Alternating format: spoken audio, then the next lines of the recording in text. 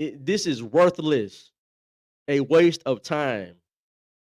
The city is wetting the bed. They're missing the mark with addressing crime because this is what is being pushed. And let me bring it on in. This is from this past Tuesday evening. There was a city council meeting, and I want y'all to see what in the world is happening. So anyway, without further ado, let me go ahead and start this video. We have a public safety update. Chief Hall will now deliver a comprehensive report on the collaborative discussions and insight garnered from the prestigious U.S. Conference of Mayors meeting, focusing specifically on the vital exchanges between mayors and police chiefs. Thanks, Chief Hall. Good evening. Thanks, City Council, for having me here. If you can bring up that PowerPoint. Since becoming the acting chief of police here in Montgomery, the mayor and I have had multiple meetings. That's right. The city of Montgomery does not have an actual chief of police currently, right? We've already gotten rid of 2 in the last like 3-4 years. And now this gentleman is, I believe he was the deputy chief. So now he's the acting chief. We're in trouble. We're in trouble, and I'm gonna keep playing this. And as he says certain things, I'm gonna stop it and react to it. But let's just listen to how he speaks and listen to what he's talking about. And y'all tell me if this is something that's productive as far as addressing crime. Regular meetings discussing what's going on in the city, the different problems we're facing in the city, and different solutions that we're trying to come up with to combat these problems throughout the city. In one of our conversations, he told me about the Conference of Mayors that was in Fort Worth, Texas, which is a conference with mayors and police chiefs from around the country.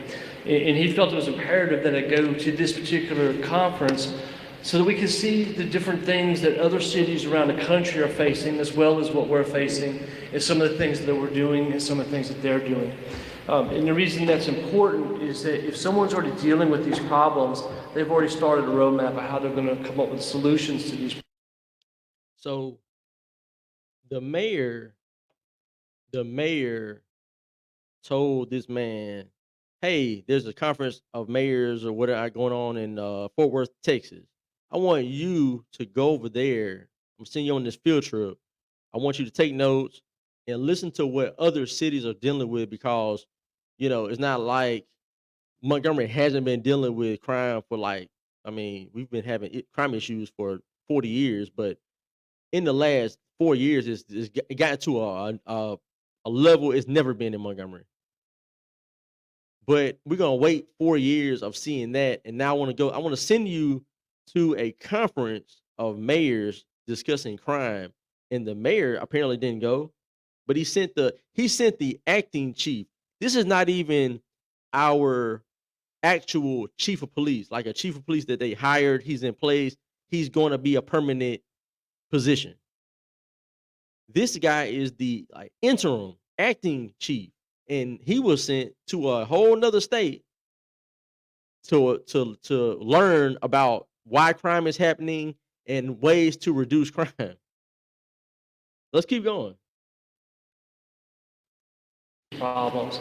And if we can build on those solutions they've already started and get something done here in Montgomery as well, and then build on it further from there. So again, we met multiple times about not just that, but when this came up, he felt the importance, I felt the importance of, and so he sent me to this particular conference. And one of the first things that we discussed at this conference, we'll go to the next slide, is the similar problems around the country. And the top 3 that they're dealing with out of the country, the exact thing we're dealing with, is dealing with the gun violence, they're dealing with the machine gun, diversion devices, and dealing with officer shortages. So again, there's nothing unique to us. We've been seeing it all over the place here. We're trying to come up with solutions for that here. Also at this conference, we're not just police chiefs, but also federal agencies as well. And some of the things that they put out there that they're dealing to combat this with the officer shortages is hire officers at a competitive wage. And they were talking about not just competitive to them, but competitive around their entire region, around their state, to make it appetizing for officers sometimes to relocate to those locations. Because if you're dealing with the same problems, you got to make it more appetizing for them to come to there. Other things. This is embarrassing, ladies and gentlemen. This is embarrassing that we have our leadership, our city leadership is sending the acting chief to a conference for a field trip to learn about how do we this is common sense stuff, but like we need to, of course you need to pay your police better. Of course you need to give them better benefits. Of course you need more police, right? What are we talking about right now? This man is giving a slideshow PowerPoint presentation as if he's in college and he just did a research project on crime and why crime happens and how to reduce crime. And he went to this conference and this is what he learned. And now he's just reading the bullet points. How is this helping us? How does this help us? They've been doing meetings, symposiums. They've been having speakers go to summits and talk about and give out awards and all this type of stuff. They've been doing that stuff for the last 5 years. Let's stop with the meetings and talking and planning and let's execute. How hard is it to just go and arrest people and be more aggressive? MPD is being basically has been told, and that's my opinion, but I mean, come on. If they're short staffed, of course, they're going to kind of sit back and be more reactive than proactive because if you have less officers, you're not able to really engage people at a small level to where you can prevent bigger crimes because you're so short staffed that you're getting calls to robberies, shootings, assaults, murders. You don't have time to pull over a person that's speeding, pull over a person that's got marijuana aroma coming out their car, right? Normally you could pull that person over and say, "Hey, I smell marijuana. Let me check out your car. Oh, I found a Glock 19. Oh, you got an extended clip on it. Oh, you're a felon. Can't have that. Oh, by the way, you got a warrant for homicide. You going to jail." Like that's how normal. That's how you kind of prevent other crimes from happening. You catch people on the small stuff, but they can't do that. And this guy went on a field trip to learn about how to be a police officer. This is crazy.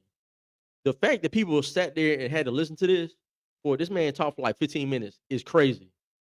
Crazy. Let's keep going though. He's talking about community engagement, having open dialogue, reaching out to the youth. I mean, but they've been saying the same thing. We all know this already. Any person in the audience could have read this. That we're doing and some of the stuff we're already doing here is meetings with open groups, community engagement, which something we haven't done but we're going to look at is meeting with the offenders. Not all these offenders are going to remain offenders forever. And when they meet with those offenders, you can get an inside look into what they dealt with, why they made the decisions they did, why they went down the path they did, what they did to get off that path, to allow us to help build a rapport with them and help build a solution as to what we can do better to help prevent people from ever becoming offenders. And when they talk at these meetings, they were very open about what they could have done different and what they would have done different had the opportunities been there for them.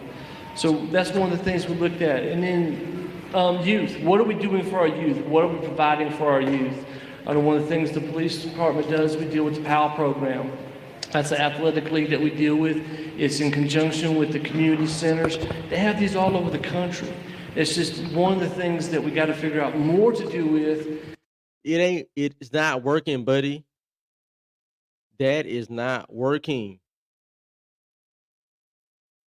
We we are watching these people on a hamster wheel going nowhere. What you're talking about is not working. This is a multi-tiered situation where you got the state that plays a role, you have the city, local government playing a role. The city plays the biggest role of all. People want to push it to the state, but no, the mayor and the chief of police, they are supposed to have the plans in place and put the people in position to take care of our crime, to address it in a real way, something that's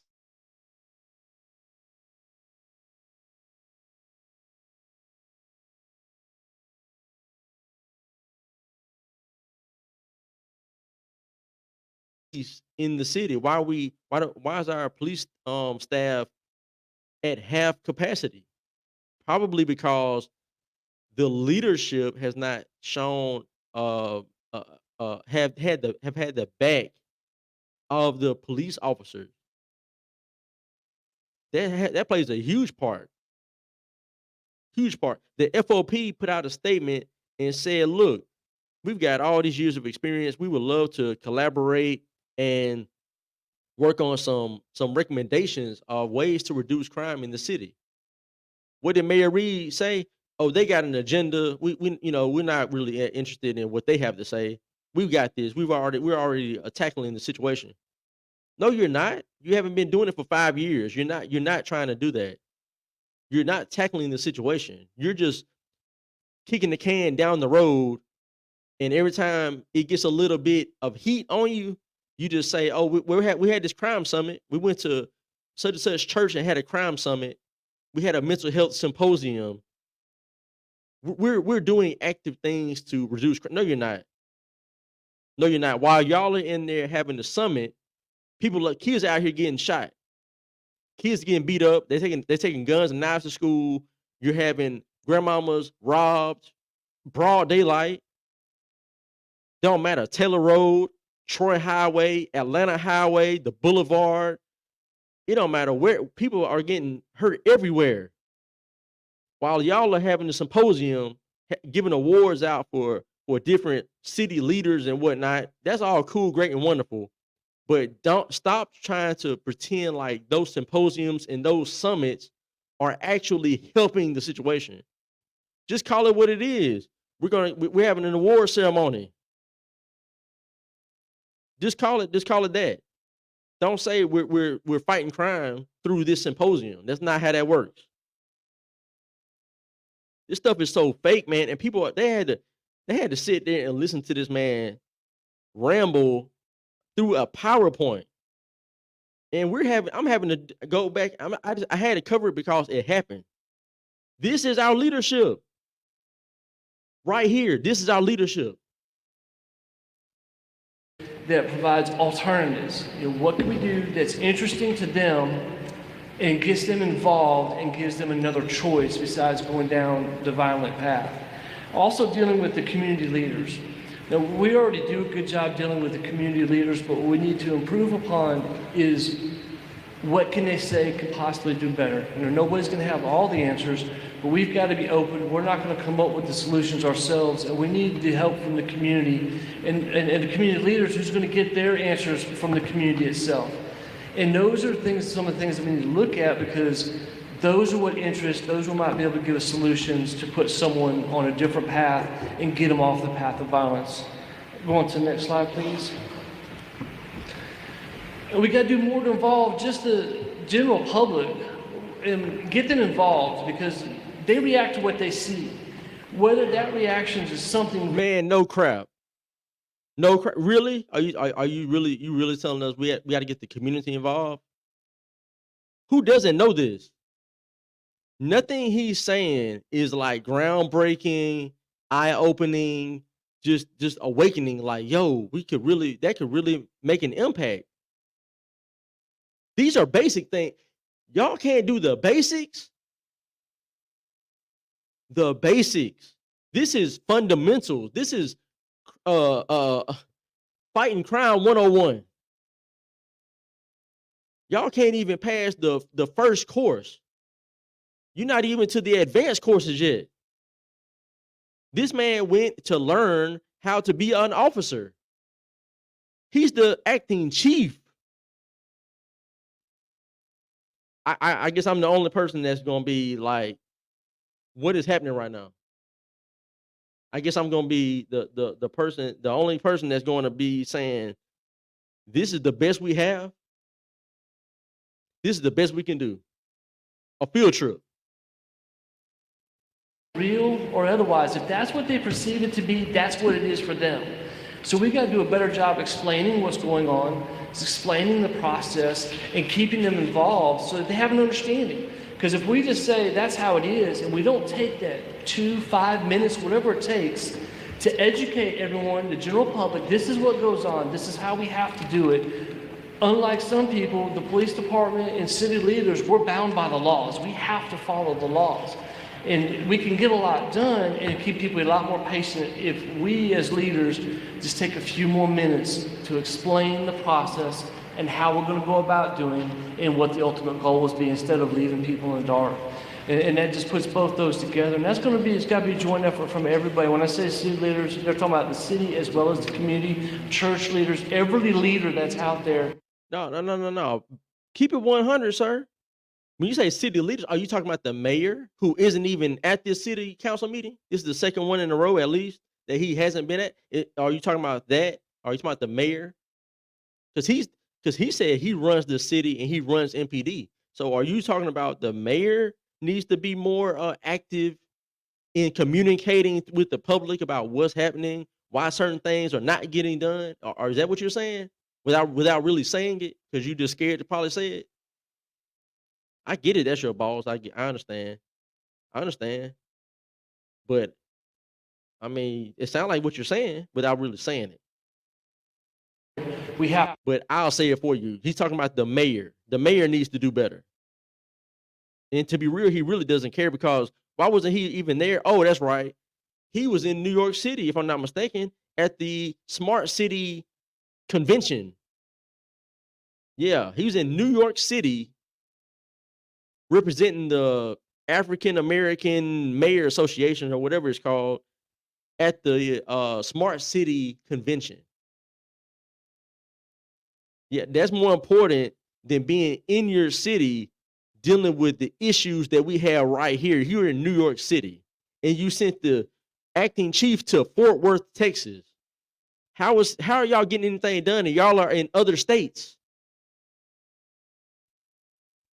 to come together, but we have to do it in a fashion where we're explaining what we're doing, not leaving people to interpret what we're doing, but explain it. This is what we're doing, A, B, and C. Go to the next slide, please. When we start doing that, and we've just talked to several cities that have been doing that, that helps build proper trust. And part of that proper trust is making Like who? Name a city. Give us a city. sure that we have our data correct and that's getting from the public. When we talk to the public, what are they saying? Are we putting in the police reports correctly? Are they giving information to City Hall? Is that being put into the system correctly? Without that correct information, we cannot make appropriate decisions. If we're not getting everyone to call in, we're having gunshots in this neighborhood, if nobody calls, we don't know to send an officer. If we don't know to send an officer, you're not seeing an officer. So we have to attack this on the level of everybody participating, everybody taking their time to call and say, we're having this problem. And then that allows us to get all the data we need to allow us to make decisions on how we're going to deploy our resources. And that's at the police level, that's at the city level, it's at all levels. So it's important that we call that in. And then once we're there, we got to be engaged. You can't just say, oh, I don't want to. Why does he sound so soft? Why does he sound so soft? Oh, we just gotta get with the community, and we want to be very communicative with the community and make sure that they understand that we hear them. And when it comes to the youth, we want to be able to play basketball with the kids and make sure that we're really pouring into them and let them know that you don't have to go down this road that you're going down because it's going to be bad for you when you get older. When I was at this conference, there's other cities that are implementing certain things I'm not gonna tell y'all the name of the cities that are doing or what they're doing specifically, but I'm just saying they're doing things that we're not doing and they're seeing good results and we can do that too if we had better leadership. And I'm not talking about anybody in particular, Mayor Reed, but I just want to say that the leadership just needs to do a better job of just speaking to the people of the citizens of Montgomery so that y'all feel like we're all one big happy team. Why is he talking like that? What's the old buddy's name?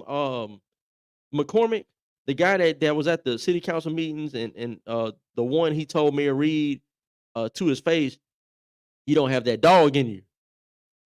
Y'all remember that guy? I forgot his first name, but shout out to him.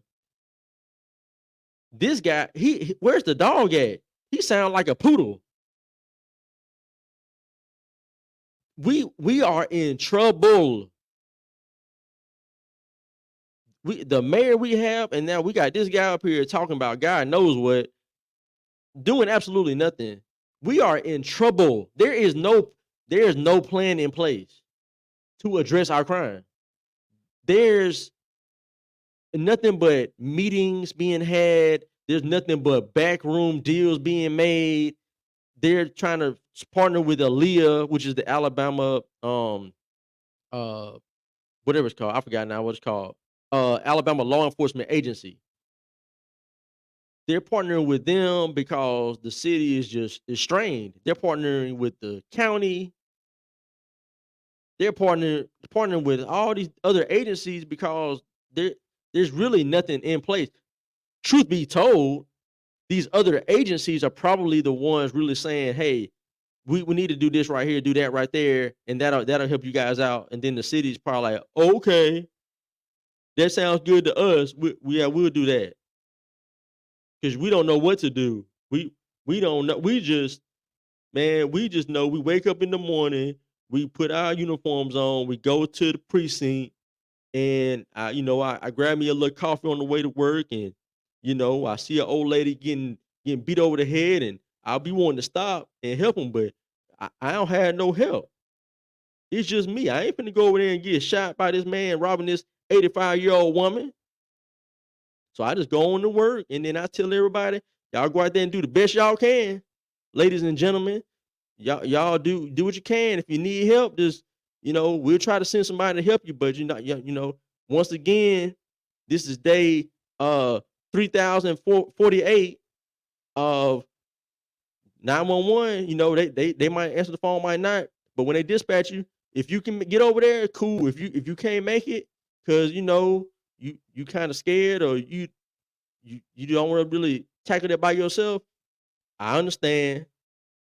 The people in Montgomery will understand. That's what I see happening. That's what I see. I see a bunch of nothing happening. Let's keep going with what he's saying. Maybe he'll give us some really enlightening. Really Well, enlightening. Let's see. talk to you. Maybe you don't want to talk to us on the scene, and we understand that. And that's why we got to build this rapport. We got to build this communication. So maybe you don't talk to us on the scene, but you do talk to us. And it doesn't have to be the police department. It has to be anyone that can give us the correct information.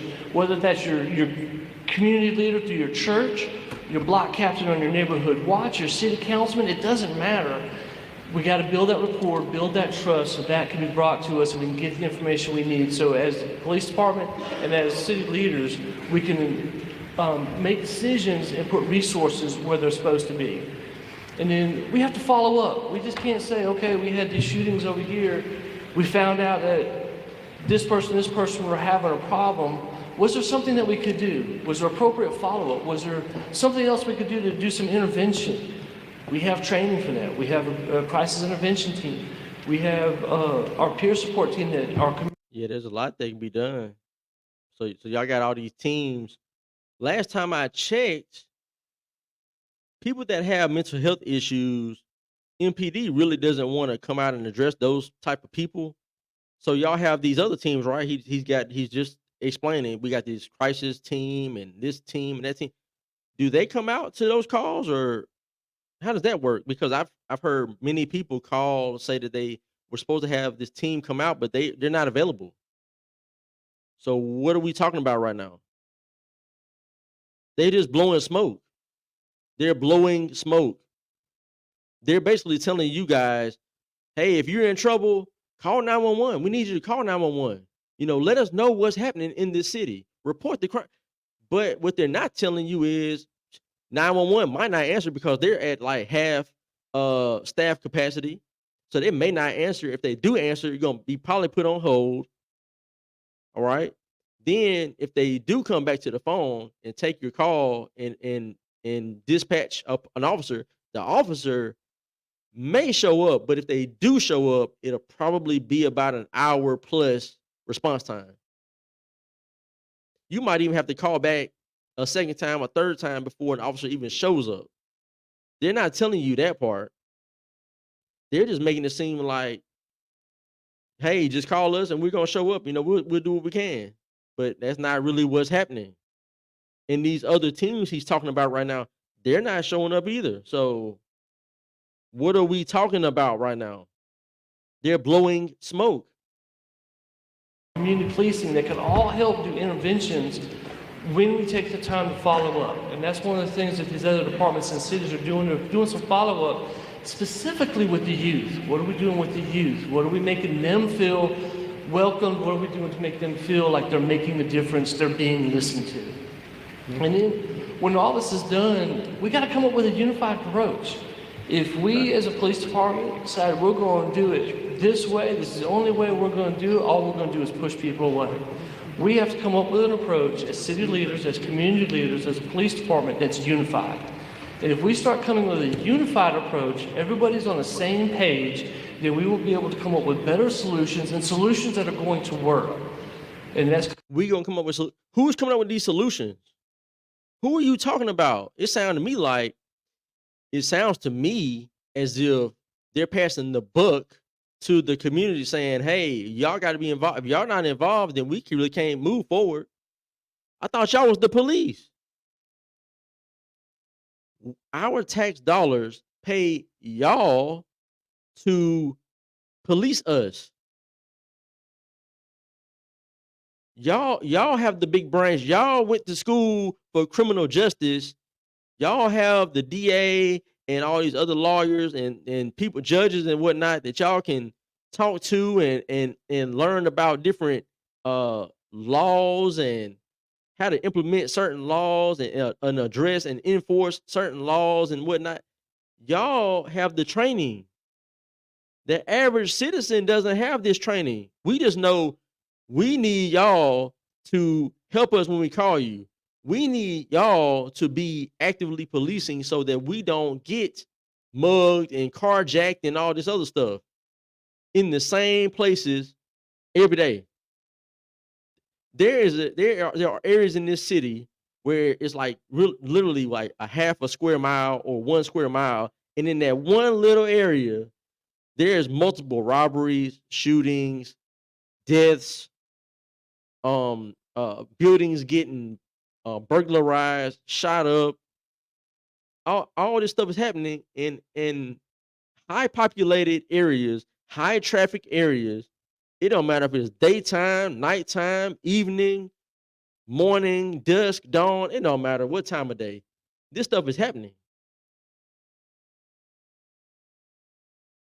Just address it. That's y'all's job. But they're passing the buck once again. Hey, community, if y'all can't help us, we can only do so much. I mean, what y'all want us to strap up and come help y'all?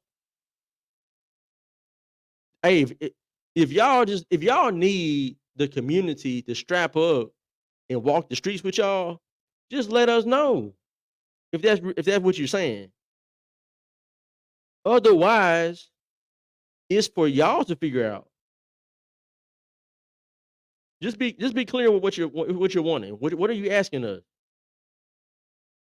It's going to be imperative. And then, of course, as you know, we've already been dealing with the Star Center. The mayor's already approved for the vast expansion of our Star Center. And that's technology that we're using to help fight crime, help fight it in real time. And that's something they're doing around the country. And you're seeing more and more real-time crime centers. So we're going to continue to work on ours. We're going to continue to build ours. And we ask everyone that's not a member of the Star Watch with your cameras to join. Any information goes back to some of the top where we get data. Data is imperative that we have to make appropriate decisions so that we can make decisions and move forward and do what's best for the community, do what's best to fight not just the violent crime, but all crime within the city. Next slide.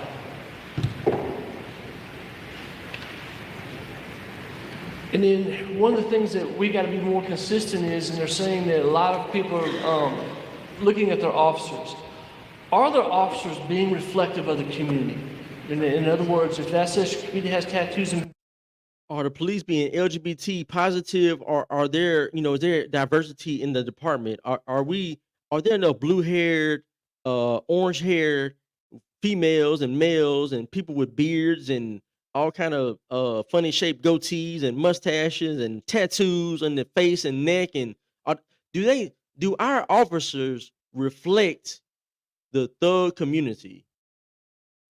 We want to make sure that our officers have the gang tattoos on their face to mimic, to reflect who they're policing, so that when they come into the community, they feel welcome. Hey, welcome, my whatever gang brother.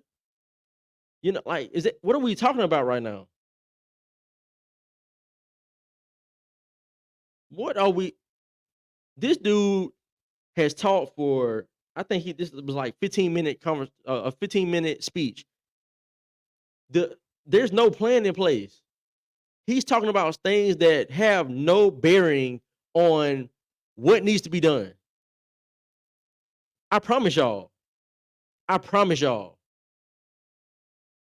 Like, for real. Like, I really, you put like me, you put a handful of guys together.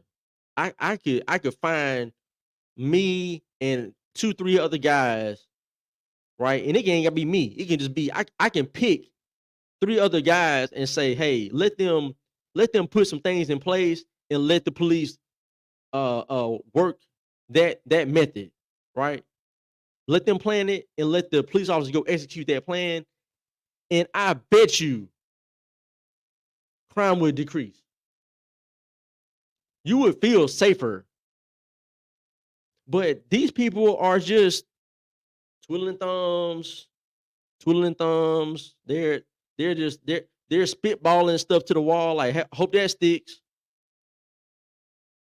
Hope that sticks. We're gonna talk about the youth, and we need to, talk to them, understand where they're coming from, and talk to the community. Knock on doors and stuff. Man, we've done all of this is common sense. But keep going, sir. Keep going, because you're going. You're doing great.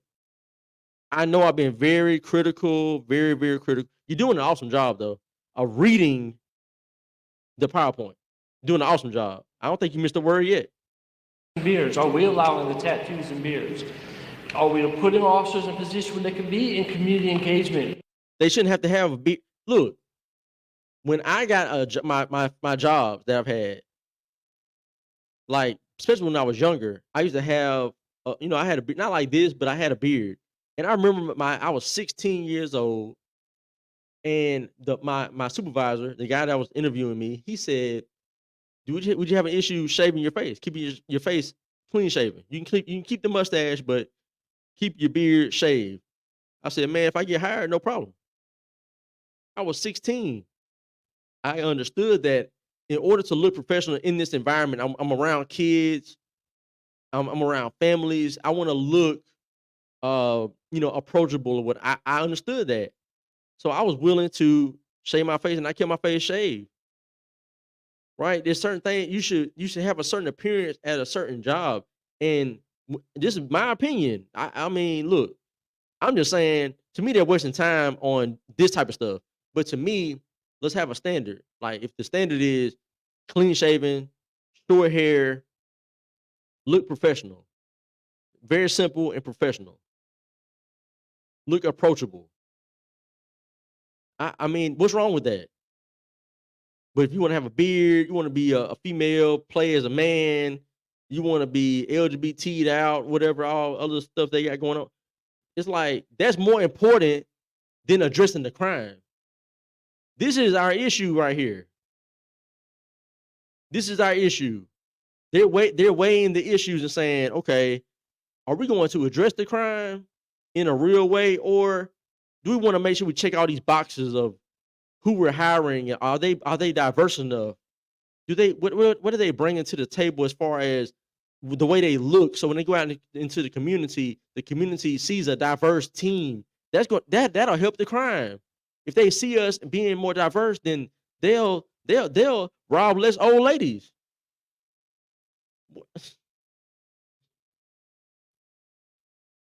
Are we encouraging that community engagement? Are we encouraging the intervention? So we got to focus of having our leaders be truly representative of what they see in the community. So when the community is talking to someone, they may not talk to a 20-year veteran of the police department because it's a different generation, but they might talk to that 2-year veteran of the police department because they're in the same generation and it reflects who they are and what they do. So it's just a matter of building aspects from the bottom to the top and figuring out which niche is best to represent that community and get the information and then build the trust overall. So we're talking about thinking outside the box, what we can do differently, and we're doing some things differently.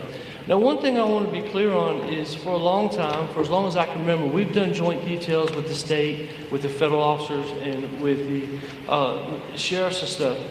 But over these past couple of weeks, and been meeting with them, and we're going to take that up a notch, even though this has been going on.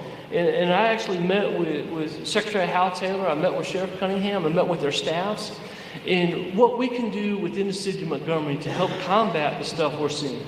And I'll tell you that Hal Taylor and Sheriff Cunningham are completely on board, want to do what they can do to help us. And in fact, they've stepped up. What about the mayor? Is he on board too? Or is it Hal Taylor and Sheriff Cunningham? What about the mayor? What about the mayor? Is he on board too, or nah? Helping us. So we're taking it to the next level, even though all of these years we've been working together, and you see about the joint details we run, and those have been a lot specific to roundups or traffic intervention or stuff. The people behind you are laughing, sir. They're laughing. I just saw like 2 people laughing. Yeah, perhaps they weren't laughing at you, but I perceive, it's all about perception, right? That's what people love to say that. It's all about, if you perceive it, it's real. I perceive that they're laughing at you and what you're talking about because you're saying a bunch of nothing. That's my perception. Stuff like that. We're just taking it up to the next level. Right now, I'll tell you that Sheriff Cunningham has deputies in a lot of our retail areas. They're helping us, not because the officers can't do it because they can, but we need additional officers. They know we need additional officers. They know we need help. That puts that law enforcement presence there. It puts the community seeing that law enforcement. It doesn't matter who it is. We've already talked that we're going to continue to have these meetings regularly, monthly. So we can talk about what's working, what's not working, what we continue to do to build up the law enforcement in this community. Talking with Aaliyah and Hal Taylor, trying to do some relief, trying to get some people on the roads to answer accidents faster. As of this morning, they took over the accidents from 6 a.m. to midnight on both the 65 and 85 corridors. They did that specifically so that we could try and get to these accidents faster so we don't have citizens waiting on the side of the road for an hour, 2 hours or more, waiting on an investigator to get there. Because the bottom line is patrols answering calls. While they can answer accidents, they cannot answer them if they're on a patrol call. So the whole purpose of that was to speak. Yeah, because y'all so short-handed that exactly. I just got done saying that 15, 20 minutes ago. You guys are so short-handed that the officers are not able to do the smaller stuff because they're having to be reacting to the big things: robbery, shootings, car chases. You know what I'm saying? And I know he don't want to say it just outright, and he just wants to say, well, our police can do it, but we know we need a little help. Y'all need a bunch of help. You can't do it. You're not doing it. And shout out to the police officers that are out there. No disrespect to the police at all. My thing is the leadership. It's the mayor and whoever this guy is. But really, it's the mayor, because he said it out of his own mouth. He's the CEO of the city. He runs the city and he runs MPD. So everything that happens regarding this city and MPD is a direct reflection of what the mayor is doing or not doing. So if I gotta be the one person that says it, then I'll just be that one person that says it. And I've told Mayor Reed this stuff to his face. So anything I'm saying right here, I've said it to him. I've told him what I say about what I think about these things, and other issues too. But but he's not at this meeting. It was more important to be in NYC than in your own city of Montgomery at your own city council meeting, and you sent the acting, not a chief that you hired, but a acting chief. You sent him to another state for a mayor's conference that you didn't even go to, sir. You sent the acting chief to it. I guess we just supposed to accept this is the best we can do, Montgomery. This is the best we can do. I'm gonna keep saying it. We are in trouble. Trouble. No real plan is in place. The crime is gonna get worse. It's gonna get worse. It hasn't gotten to its peak yet. It hasn't gotten there. Speed up that process.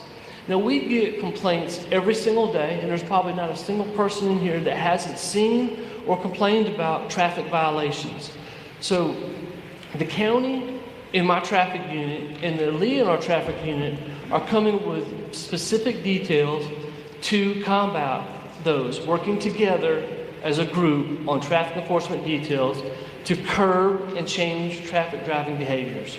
Again, we come to the full realization that it doesn't matter how we reached out to them and why we reached out to them. Everybody knows why I reached out to them. I needed the help. I'm not above asking for help. And I did. Now, what we got to do is once this is done, where we need to continue to build on this. We do not need to say, oh. That's fine, man. You want to ask for help, but that's not, what do we talk? Like, you're still not addressing the issues in a real way. All you're doing, and what the mayor said, I could have sworn the mayor said that the state or whatever agency was going to handle all city accidents. That's the way he said it. But apparently, from what this guy is saying, the state is only Aaliyah is only coming in to when it comes to interstate 65 and 85 accidents.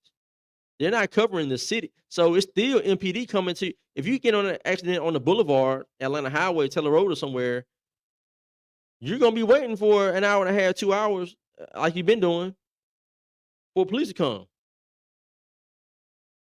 I mean, nothing's changing there. They're just talking about the interstate from what he just said a few minutes ago. This is not, I mean, this is terrible. This is terrible. Terrible. I feel bad even having to watch this again. I watched this Tuesday night and I could not believe it. I couldn't believe that he really had a PowerPoint from a field trip he went on. I feel bad I got to even do it now, but I had to. Y'all got to know this is what's happening. You got to know. You have to know what's going on and why certain things are happening or not happening. Here you go.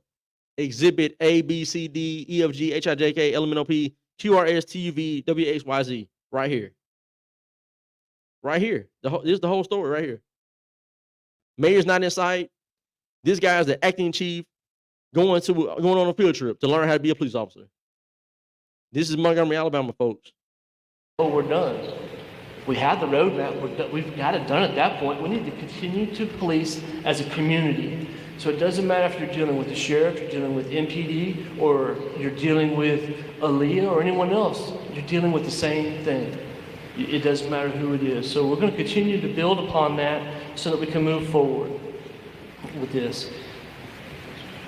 So again, this is going to be a process, and we're not going to end the process now. We're going to continue to build it, and that's going to be what I talked about earlier with the community is feedback. What do you see that is working, and what do you see that's not working? I'm going to tell you I get a good report, and I'm going to tell you I continue to need those reports, especially with traffic, with utilizing everything we can of what's going wrong, but what's going right too. Take that, hey, this is working. Can you continue this? Because if I don't get feedback saying this is working, I can't pass that on to Sheriff Cunningham. I can't pass that on to Aaliyah to say, hey, this is working. We need to keep it up. We're going to say, maybe this is not working. We go do something else. So it's going to be important that we don't just hear what's not working. That's super important because if we don't know about it, we can't fix it. But if it is working, we want to build on it and make it better. So that's what I have taken away from this conference and what we're doing based upon the information that I gathered at this conference, what some other cities are doing in their areas as well. Hey, thank you, Chief.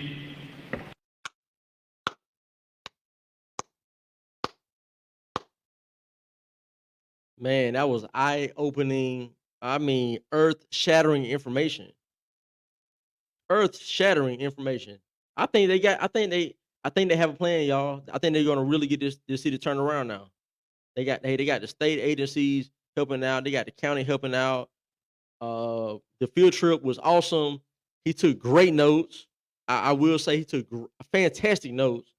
I think he covered it all, you know, youth, community involvement, you know, they're doing what they can do better, you know, that they don't they're not they don't mind asking for help. You know, there's a lot of violence going on, and you know, a lot of cities are having the same issues, and as if you know, we didn't know that before. I can't believe it. You mean to tell me Birmingham is having issues too? I cannot believe it. Wow. I thought it was just Montgomery. Truly, truly, eye opening. I learned a lot. Y'all let me know if y'all learned anything. I learned so much, and I'm being, of course, so uh sarcastic and facetious and whatever other words you want to use. Ter- terrible, terrible.